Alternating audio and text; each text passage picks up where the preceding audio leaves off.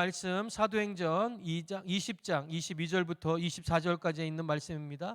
다 같이 자리에서 일어나셔서 우리 한 목소리로 같이 읽도록 하겠습니다. 다 같이 읽습니다. 보십시오. 이제 나는 성령에 매여서 예루살렘으로 가는 길입니다. 거기에서 무슨 일이 내게 닥칠는지 나는 모릅니다. 다만 내가 아는 것은 성령이 내게 일러주시는 것뿐인데 어느 도시에서든지 투옥과 환난이 나를 기다리고 있다는 것입니다. 그러나 내가 나의 달려갈 길 다 말리고 주 예수께 받은 사명 곧 하나님의 은혜의 복음을 증거하는 일을 다하기만 하면 나는 내 목숨이 조금도 아깝지 않습니다. 아멘. 우리 앉으시면서 3명 이상에게 하늘복 빌어드리겠습니다. 하늘복 많이 받으세요.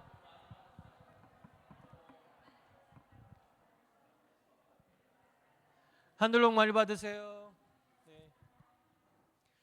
자, 우리 이 시간 또 우리 나오셔서 우리에게 귀한 말씀을 전해주실 분은 우리 김진수 선교사님 나오실 때 우리 큰 박수 부탁드리고 또 여러분 기도하는 마음으로 같이 마주쳤으면 좋겠습니다. 한번 박수 부탁드립니다.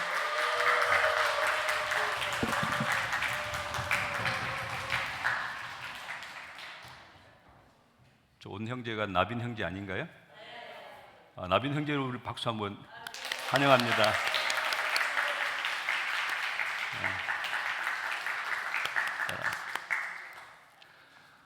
네, 저는 오늘 처음 참석한 이민호 형제가 제게 아주 소중한 형제입니다. 지난 1차 선교여행 갔을 때 진주 성서침례교회에서 설교할 기회가 있었는데 그때 우리 이민호 형제를 만났고 형제가 시드니 온다는 얘기를 들었습니다. 그리고 거기 박정구 목사님이 제 후배 목사님이신데 제게 부탁을 했어요. 잘 부탁한다고. 그런데 이제 지난 화요일 저녁에 그 박정국 목사님이 제게 문자를 보냈어요. 이민호 형제가 오늘 저녁 7시 비행기로 시드니 간다고. 그래서 제가 이제 형제하고 이렇게 해서 연락을 해서 그 다음날 아침에 공항 픽업을 해주겠다고 했는데 연락이 안 닿아가지고 바로 숙소로 갔거든요. 너무 아쉬워서 낮에 문자를 보냈어요. 나오면은 내가 맛있는 거 사주겠다고. 그래서 스트라스burg에 있는 빨간 고추에서 만나가지고 뭐 먹고 싶냐고 했더니 시드니에서 첫 음식을 피시앤칩스를 먹고 싶다고. 예, 호주의 유명한 음식이잖아요. 그래서 음식을 같이 먹고 또 양념치킨 사줬더니 이렇게 또 맛있는 걸 사줬냐고 또 고마워했어요. 그리고 주일날 오도록 이렇게 이제 안내를 했는데 스트라스burg에서 어떻게 픽업할까 했는데 우리 강미 목자님이 친히 픽업해 주시겠다고 문자를 보내주셔가지고 이제 연락을 했어요. 근데 시티에 살고 있는데 어제 제가 집을 구했는지도 물어보고 또 이제 교회 올 길도 이제 알려주고 이렇게 했는데 오기로 했는데 아침에 갑자기 생각이 났어요. 민호 형제가 지금 이 시간에 스트라스 와서 이렇게 픽업을 받아 와야 되는데 오는 과정일까 싶어서 연락을 했더니 연락을 하려고 문자를 봤더니 강미 목자님 보내신 문자에 12시 30분에 픽업한다고 돼 있어요. 그때서 깜짝 놀래가지고 30분밖에 안 남았는데 부랴부랴 민호 형제 연락했더니 얘 12시 30분 줄 알고 지금 기다리고 나갈 생각 준비를 하고 있다고 이렇게 했어요. 그래서 안 되겠다고 해서 어떻게 하냐고 했더니 민호 형제가 먼저 얘기를 했어요. 제가 택시 타고 가겠습니다 그러는데 저 마음에 엄청난 감동의 물결이 이렇게 제게 밀려왔어요. 주일 예배 늦은 시간에 빨리 오기 위해서 시티에서 택시를 타고 오겠다고 하는 형제, 이것이 예배의 마음이다. 그런 생각을 했습니다. 여러분 늦으면 택시 타고 오면 됩니다. 차 없다고 오늘 예배 못 가겠습니다, 늦어서 못 갑니다, 이런 소리 하지 마시고 늦으면 택시 타면 되고요. 그렇게 하면 됩니다. 제게 너무 소중한 것처럼 성도님들에게도 좀 소중한 형제가 되시기를 축복하고 부탁드립니다. 제가 이제 이번 목요일 날 한국으로 가는데 마침 이제 제가 없는 사이에 민호 형제가 여기서 적응해야 되는데 여러분들이 많이 좀 잘 도와주셔가지고 올해는 12월까지 계획하고 있지만 1년 비자기 때문에 얼마든지 1년 있을 수 있어요. 복학은 늦게 해도 괜찮거든요. 이곳에 잘 남아서 영적으로 잘 성장하고 교회의 큰 일꾼이 될 수 있기를 기도합니다. 오늘 제가 설교를 성령에 매여 삽시다 그런 제목으로 준비를 했습니다. 사도행전 20장의 그 말씀이 사도 바울의 심정이 꼭 제 심정 같았어요. 에베소에 들렸다 가야 되는데 그 예루살렘 가는 길에 에베소 들려야 되는데 시간을 지체하지 않기 위해서 바로 밀레도로 가서 밀레도에서 에베소에 있는 장로들을 초청해가지고 그분들에게 하는 말이 이 말씀이거든요.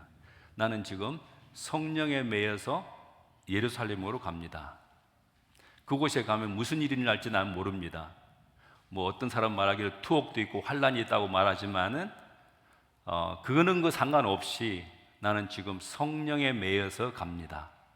성령께서 마음속에 강렬한 소원을 주시고 반드시 예루살렘 가야 된다. 나중에 로마도 보아야 된다. 이런 소원을 주시기 때문에 다른 거 아무 계산 안 하고 성령에 매여서 예루살렘으로 갑니다.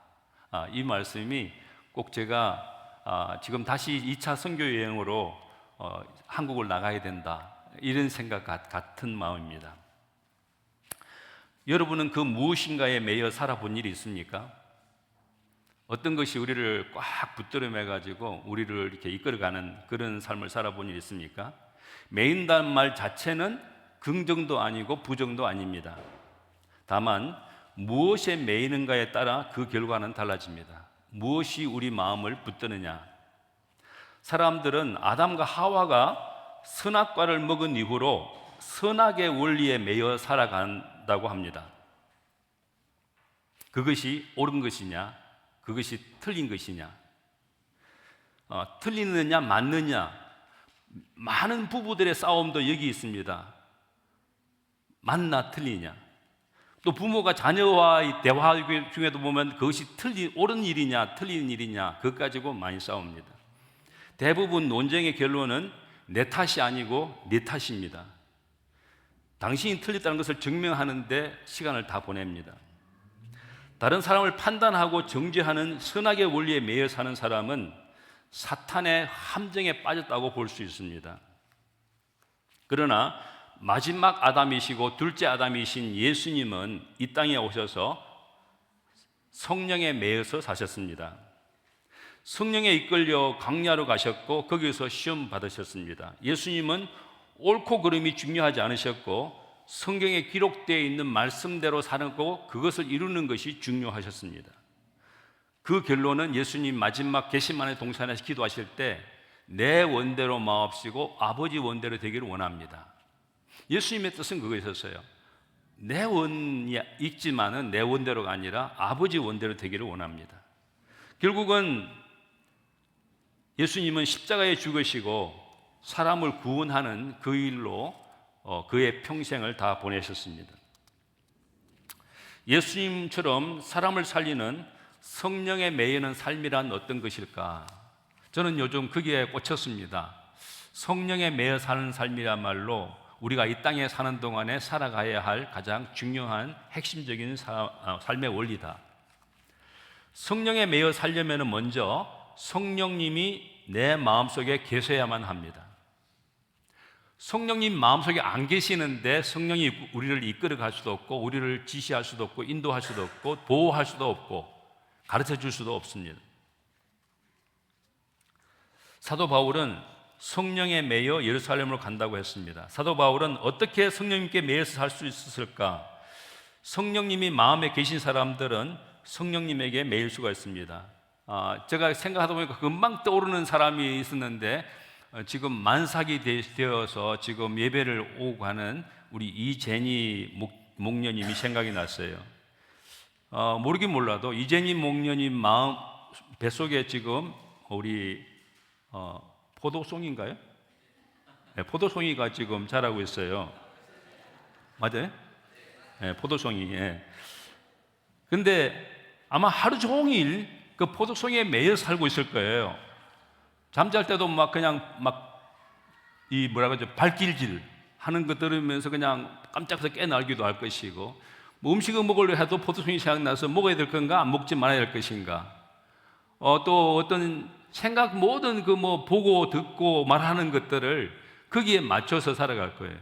그 포도송이에 매여 살아가고 있는 이재니 목련을 생각하면은 우리가 어떻게 성령에 매일 수 있는지를 금방 이해할 수 있을 것입니다.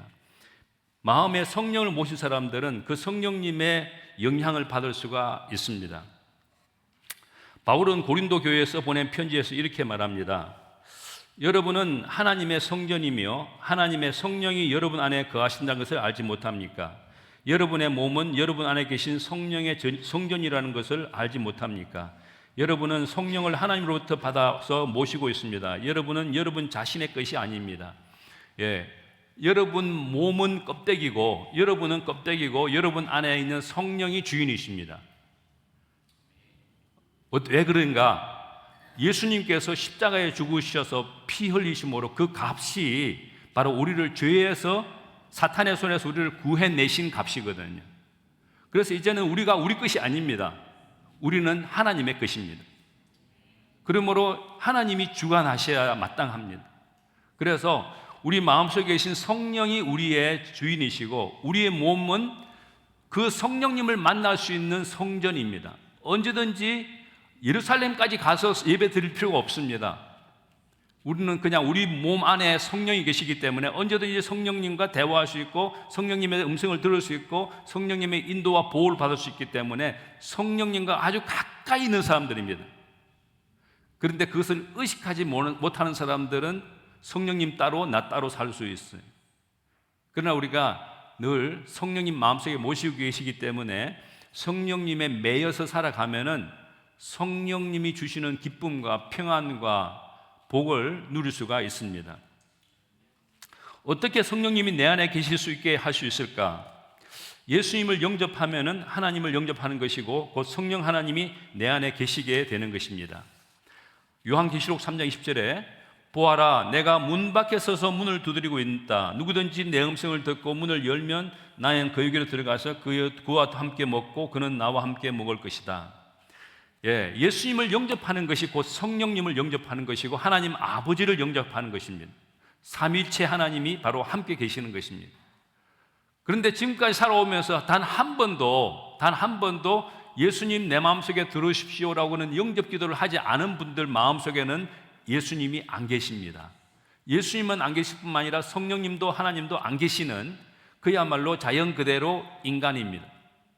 그 인간은 타락한 인간이고, 그 속에 예수님을 영접해야만이 하나님이 함께하는 그런 그리스도인이 되는 것입니다. 그런 사람들은 성령님 마음속에 계시면 옳고 그름이 아니라 생명의 성령의 법을 따라 살 수가 있습니다. 이건 굉장히 중요합니다. 사망의 율법의 법에 사는 사람들과 생명의 성령의 법에 따라 사는 사람들을 올리는 그 사람 삶의 질이 다릅니다.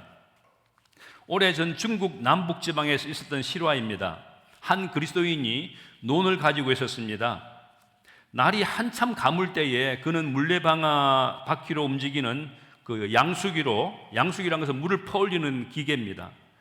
그걸 사용해서 조금만 개울물에서 물을 퍼올려서 그의 논에다가 물을 넣었습니다. 물을 넣어야만이 이 곡식이 벼라든지 이게 자랄 수 있거든요. 물이 없으면은 곡식이 자랄 수가 없어요. 그 옆에 논 두 필을 갖고 있는 사람이 하루는 밤에 논 두둑을 타서 그 그리스도인 논에 대어 놓은 물을 전부 자기 논으로 끌어들여서 그리스도인의 논을 바짝 마르게 했습니다. 그리스도인의 논은 위에 있고 그 이웃 사람 논은 밑에 있었는데, 그리스도인 논에다가 물을 가득 담아놨는데 그것도 물이 없으니까, 마른 그 가물었으니까 저 아래 개울물을 끌어올려서 물을 겨우 담아놨단 말이에요. 그런데 밤에 몰래 와서 이웃집 사람이 와서 그 논두둑 국물 뚫어 가지고 아래로 또 빠지게 해서 자기 논에 물을 대버린 거예요. 그래서 그 그리스도인은 둔덕을 다시 보수하고 더 많은 물을 양수기를 끌어올려서 자기 논을 물을 채웠습니다. 그러면 또 그 이웃은 또 그 물을 자기 논에다가 끌어내 이렇게 구멍 뚫어 가지고 또 아래로 나오게 해 가지고 자기 논에 물을 대고, 이를 3, 4차례나 되풀이하게 되자 이 그리스도인은 견디다 못해서 다른 믿음의 형제를 찾아가서 상담하게 됐습니다. 그 참는 것도 한두 번이지 계속 반복해서 자기 논에 구멍을 뚫어 가지고 물을 밑으로 빼가니까 화가 나는 거죠. 그래서 나는 지금까지도 참고 보복을 하지 않았는데 이게 옳은 처사입니까? 예, 이것이 이제 옳으냐 그러냐는 거죠. 이게 옳은 일입니까? 예, 여러분들은 옳게 여기지십니까? 아니 하루 종일 물을 양수기를 끌어올려 가지고 겨우 물 채워놨는데 밤에 몰래 와가지고 구멍 뚫어 가지고 물을 다 빼서 자기 논에 대는 거, 이거 옳은 일입니까? 예, 여러분 마음속에도 화가 나지 않으세요? 그래서 이 문제를 놓고 그들이 함께 기도한 후에 그 믿음의 형제가 대답하기를, 이렇게 이제 그리스도 안에 있는 믿음의 형제가 있으니까 그 부분을 함께 기도하고 하나님은 어떻게 하기를 원하시는지 묻고 같이 생각한 나머지 그 형제가 이렇게 대답합니다. 만일 우리들이 옳은 일을 하려고 노력만 한다면 정말 우리는 부족한 그리스도인입니다. 제가 이렇게 우리 그리스도인들 삶을 보면서 우리는 적어도 죄는 짓지 않고 그래도 우리는 착한 그리스도인들이 아니냐, 잘못하기보다는 잘한 일을 많이 하지 않느냐, 그것으로 위안 삼는 사람들이 굉장히 많은 것 같아요. 우리는 적어도 그런 일은 하지 않지 않느냐, 옳은 일을 하고 있지 않느냐, 그걸로 만족해하는 사람이 있는 것 같아요. 그런데 이 형제가 하는 말이, 기도해 보니까 하나님께서 주시는 생각은, 성령님께서 주시는 생각은 우리는 옳은 일 그 이상의 것을 해야만 합니다. 옳은 일 그 이상의 일 뭘까요? 상담을 청했던 형제가 많은 감명을 받았습니다. 그 말을 듣고. 그리고 다음날 아침에 그는 아래에 있는 그 개울물에서 정수기로 이렇게 양수기로 물을 끌어올려 가지고 자기 논에 물을 대기 전에 이웃 사람 논에다가 물을 가득 담아줬어요. 그 다음에 자기 논에다가 물을 담았어요. 그랬더니 그 다음날 아침에 났더니 물을 하나도 안 뺀 거, 구멍도 안 뚫은 거예요. 왜 안 뚫었을까요? 뚫을 필요가 없는 거예요. 자기 논에 물이 가득 들었는데 왜 뚫겠어요? 그렇게 하고 나니까, 그렇게 반복했더니 그 이웃 사람이 마음에 찔림을 받아서 그분이 오래 가지 않아서 그 형제와 같이 예수님을 영접하고 구원을 받았다는 그런 얘기가 있습니다.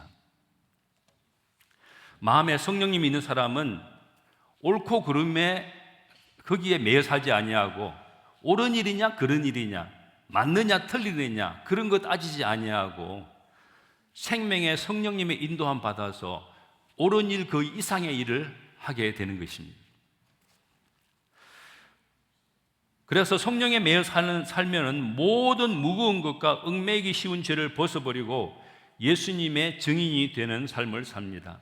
제가 오늘 지금 말씀드린 것, 이것이 더 핵심입니다. 방금 말씀드린 것은 기본적인 일입니다. 성령님을 마음에 모셔야 된다는 것. 성령님 마음에 모신 사람들은 자기 중심적이고 자기 만족에 옳은 일에 매여 사는 사람이 아니라 그 이상의 삶을 살게 되는데, 바로 그것이 성령께서 역사하시는 일입니다.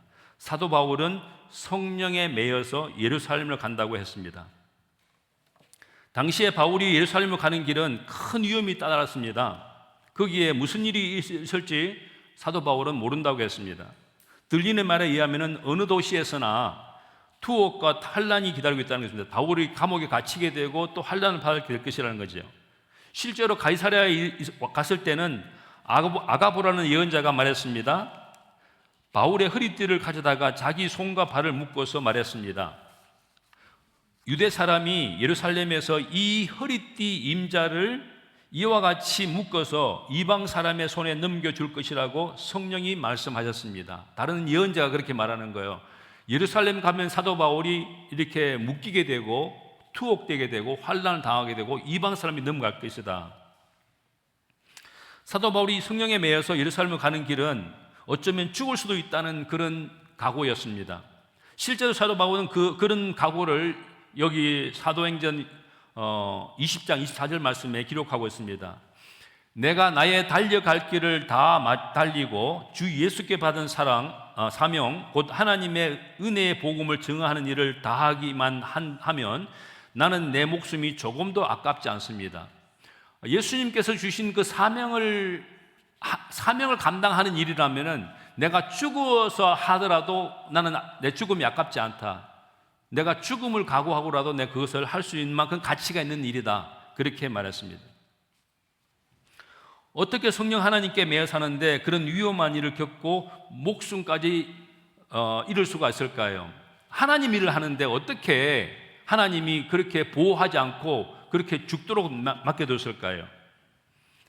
예, 그것을 우리가 예수님을 생각하면 쉽습니다. 마태복음에 보시면은 예수님께서 이 땅에 오셔가지고 첫 번째 하신 사역을 하기 전에 예수님은 성령님에 이끌렸습니다. 예수님이 살아가신 방식이 성령께서 순간순간 이끌어주신 대로 따라가는 것이었습니다. 성령님에 매여 가지고 예수님이 가신 곳이 어디냐면은 광야로 갔습니다. 사람도 없고 사람이 살 수도 없는 광야. 여러분 광야가 어떤지 아십니까? 광야의 영성이라는 게 있습니다. 광야의 영성. 우리 예루살렘 그 요르단 그 광야를 가 보시면은 유대 광야를 가 보시면은 정말 그 사람이 살 곳이 못 돼요. 그런데도 그 광야에서 많은 수도사들이 수도를 했어요. 광야의 영성이라는 게 뭐냐면 이런 겁니다. 하나님 없이는 살 수 없는 곳. 하나님 없이는 살 수 없는 영성이 광야의 영성입니다. 여러분 어떻습니까? 여러분 하나님 없어도 살 수 있을 만큼 부요하고 풍족하고 여유롭지 않습니까? 오히려 모바일폰 없이는 못 살아, 유튜브 없이는 못 살아, 뭐 그러지 않으세요? 예, 그것은 광야의 영성 반대입니다. 하나님 없이도 재미있게 살 수 있고 하나님 없이도 맛있는 거 먹고 살고 하나님 없이도 부유하게 살고 하나님 없이도 정말 행복하게 살아가는 그런 것은 진짜 행복이 아닙니다. 진정한 행복은 광야의 영성, 하나님 없이는 살 수 없는 그곳.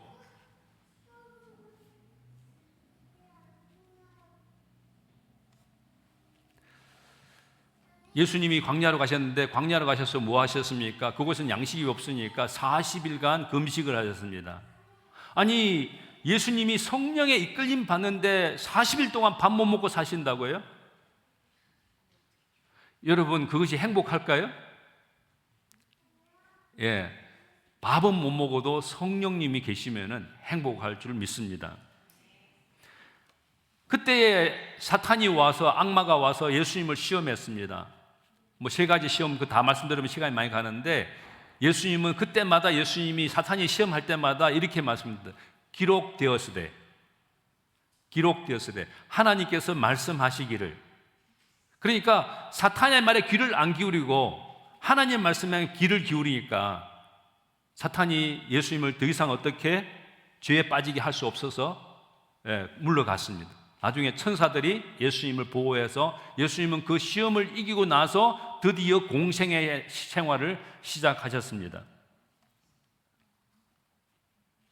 예수님이 그러셨던 것처럼 모든 사람들 주변에는 늘 시험하는 자, 악에 빠지게 하는 자, 사탄이 노리고 있습니다.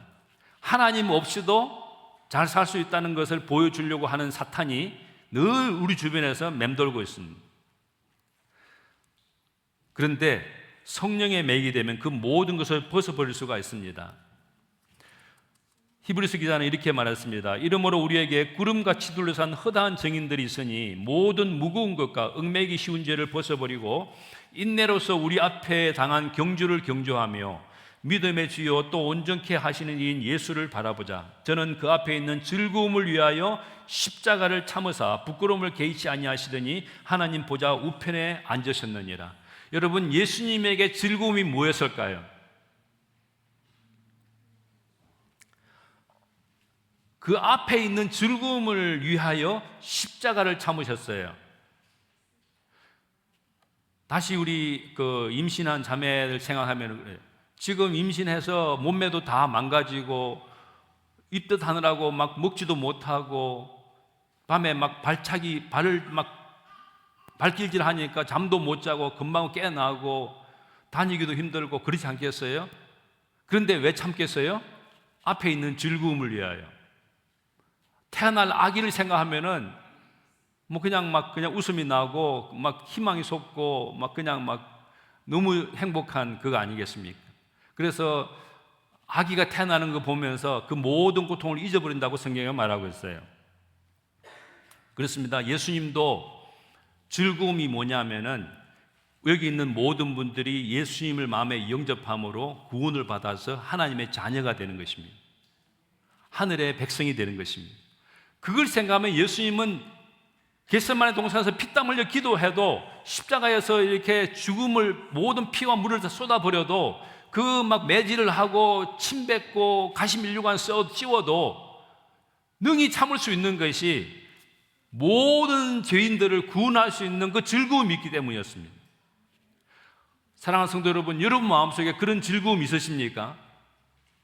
저는 이것이 여러분의 마음속에 가득하기를 축복합니다.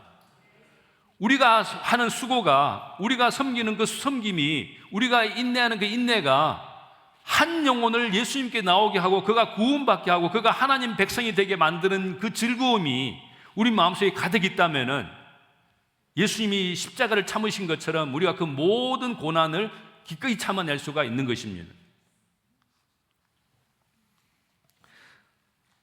저는 제 마음속에 순회 선교에 대한 소원을 주신 분이 성령 하나님이시라고 믿습니다. 주변의 목사님들이, 제 친구 목사님들, 저보다 먼저 은퇴하신 선배 목사님들이 하나같이 저를 굉장히 부러워해요. 부러워하는 이유가 은퇴를 하고 나서도 선교사로서 쓰임 받고 있다는 것이 너무 부럽다고 그래요. 근데 여러분, 순회 선교사로 나가는 것이 편한 일일까요? 예, 저는 나가면은 한국에 나서 혼자 자취 생활을 해야 돼요. 모든 것을 자취를 해야 돼요. 그리고 지난번에는 80일 동안 농막에 생활해봤어요. 지하수 끌어올려가지고 하루에 4번밖에 버스가 안 들어오는 그 산 언덕에 살아봤어요. 이번에 가면 또 하나님께서 조금 풀어주셨어요. 이번에는 원룸에 살게 해주셨어요. 그것도 김천이 아니라 천안으로 옮겼어요. 그런데 가서 무슨 일이 있을지 아무것도 모르겠어요. 다만 성령께서 마음속에 계속해서 나가서 그 삶을 도와야 된다는 생각을 주시기 때문에 그게 매여서 가는 것이지 어떤 보장된 게 하나도 없어요. 그렇지만 제 마음속에 매우 설레이고 있습니다.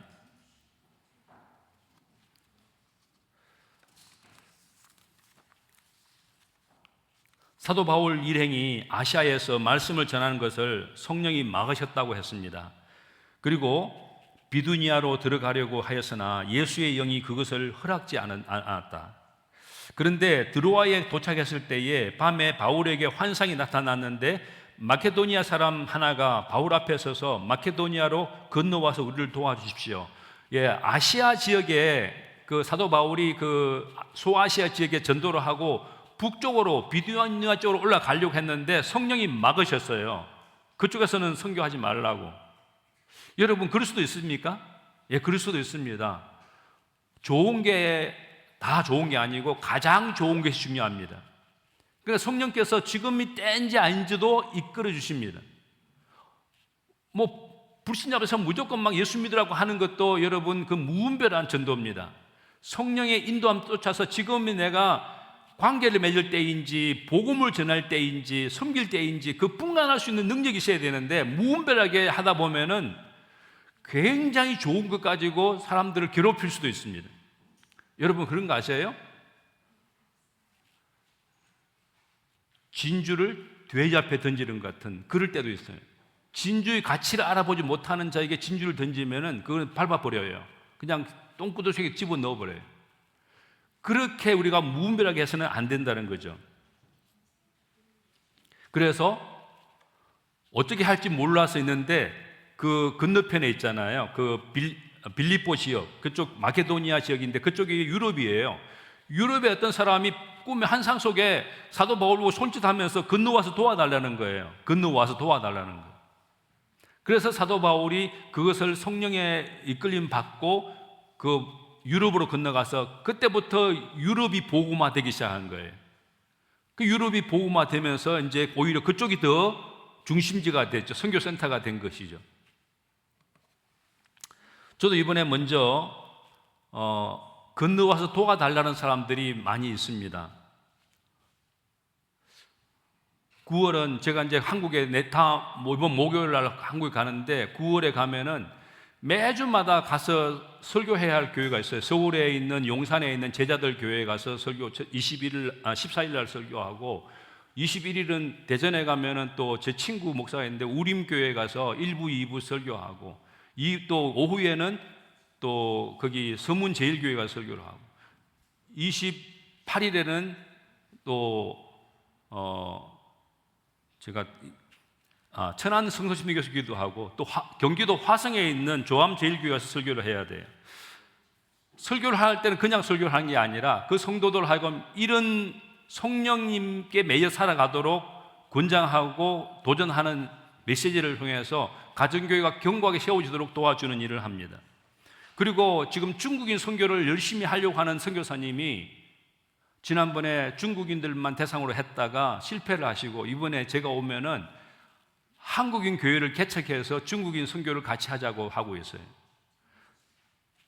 저는 지금 그에 대해서는 그림이 없어요. 그냥 그분이 도와달라고 말만 했지 어떻게 펼쳐질지는 모르겠어요. 그냥 제 몸을 내던지는 거예요. 가서 부딪히면은 하나님께서 그때 생각나게 하시고 말하게 하시고 성령께서 말하게 하심을 따라 말하게 될 것이고 숨길 것이고 그렇게 할 것입니다.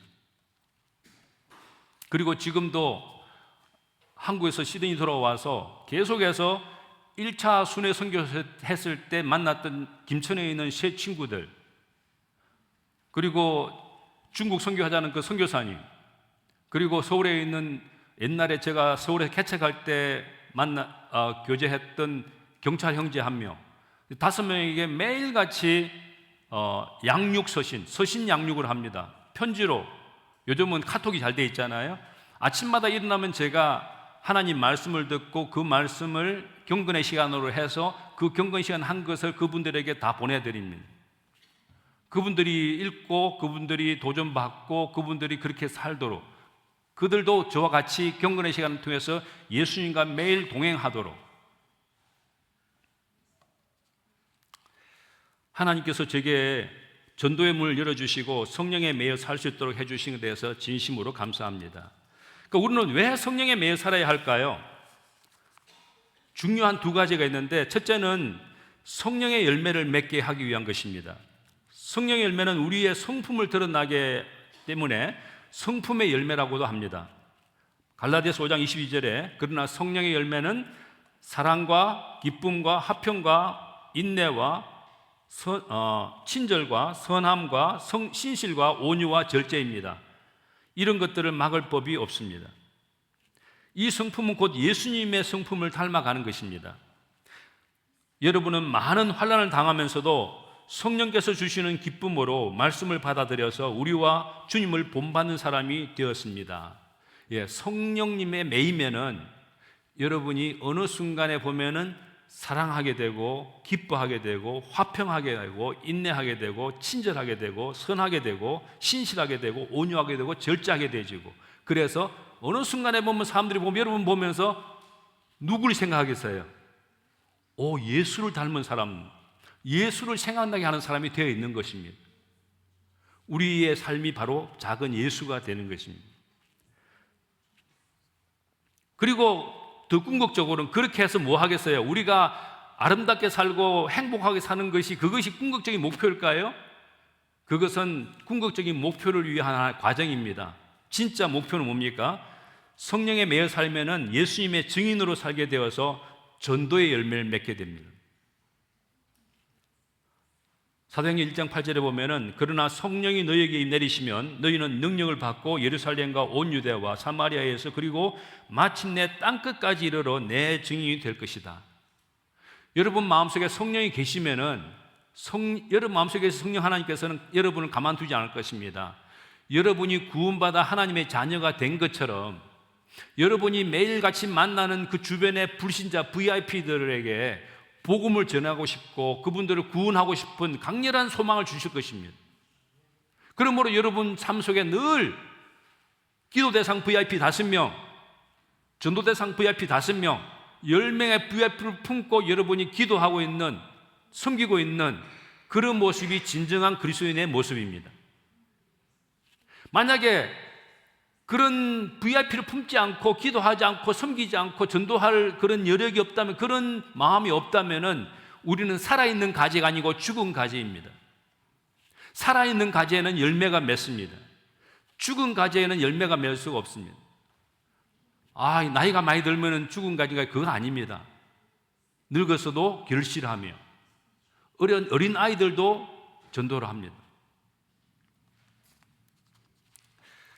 제가 참 서울에서 함께 공동 단위 목회를 했던 목사님 한 분이 지금 안양에서 목회를 하고 있는데, 저는 그분 보면 참 아름답게 느껴져요. 그분은 이렇게 예배를 드리잖아요. 함께 주일날 예배를 드리잖아요. 어린 아이들부터 노인까지 전부 다 함께 세대 통합 예배를 드려요. 근데 세대 통합 예배를 드린 다음에 끝나고 나면 우리 보통 보면 점심 먹잖아요.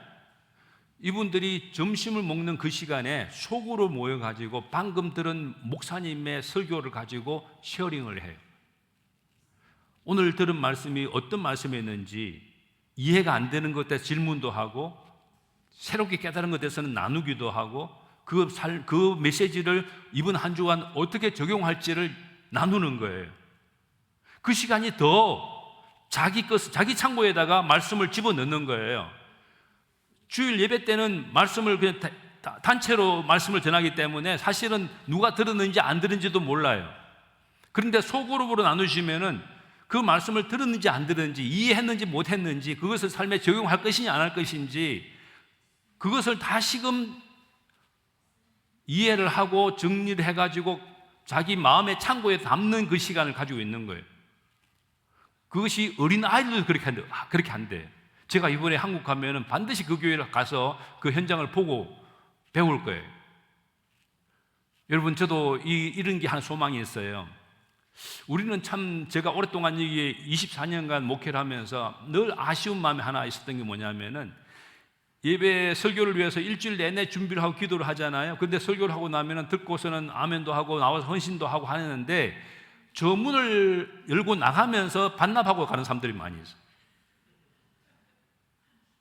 다음 주에 와서 또 볼게요 하면서 들은 것은 놔두고 나가서는 그냥 세상에 똑같이 이치로 살아가는 거예요. 더 마음에 안타까운 건 뭔지 아세요?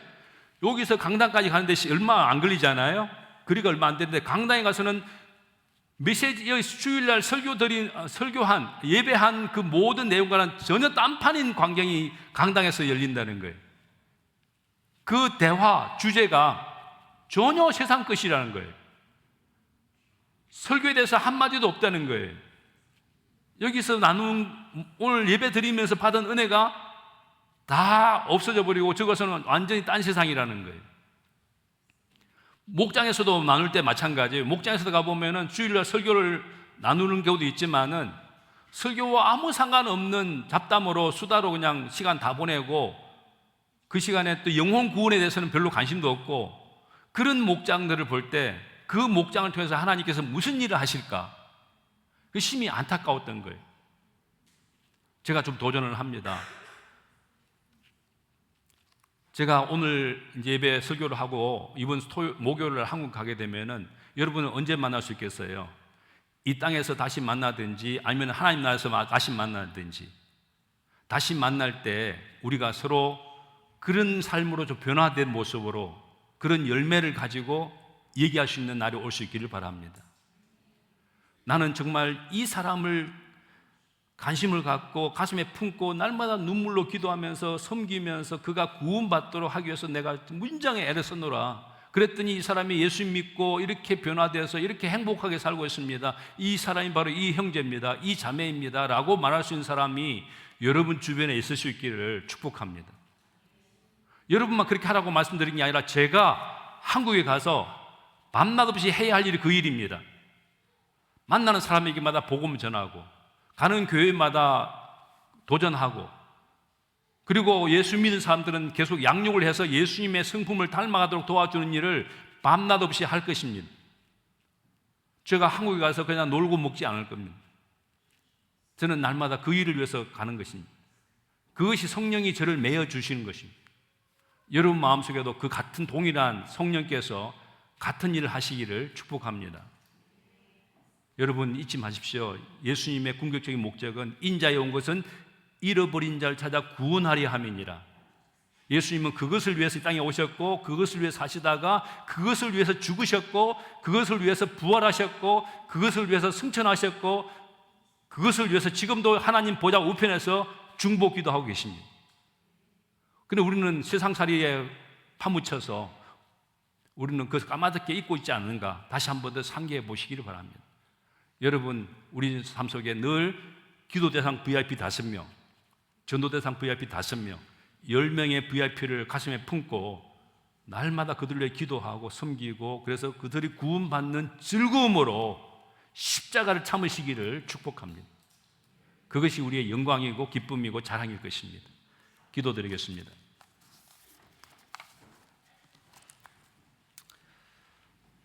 하나님 아버지, 사랑하는 우리 성도들을 주님과 주님 말씀께 의탁합니다.